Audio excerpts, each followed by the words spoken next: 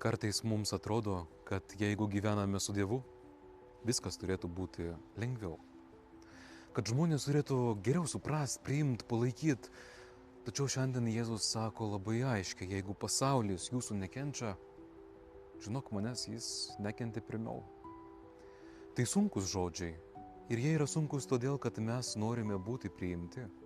Norime, kad mūsų neišjuoktų, neatstumtų. Norime, kad mūsų suprastų. Kartais net tylime apie savo tikėjimą ne todėl, kad nustojome tikėti, bet tylime todėl, kad pavargome jaustis kitokie negu kiti.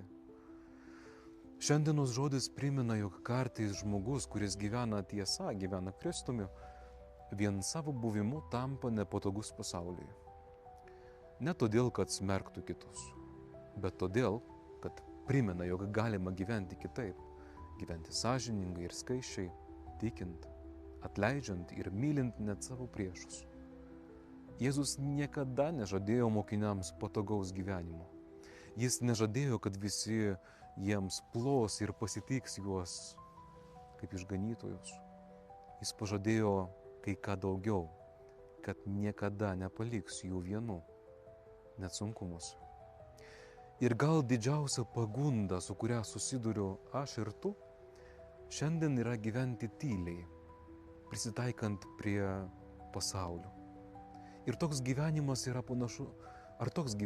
panašus į Kristaus gyvenimą.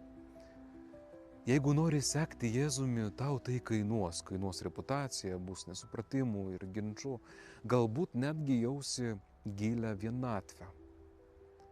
Bet Evangelija šiandien primena, jeigu eini su Kristumi, net tavo sunkumai turi prasmę, nes tu neši ne save, tu neši Kristų.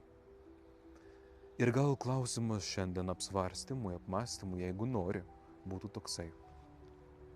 Ar mano gyvenime dar matosi, kad priklausau Kristui? Ar jau taip prisitaikiau prie viso pasaulio, kad nebeliko jokio skirtumo? Geros tau dienos.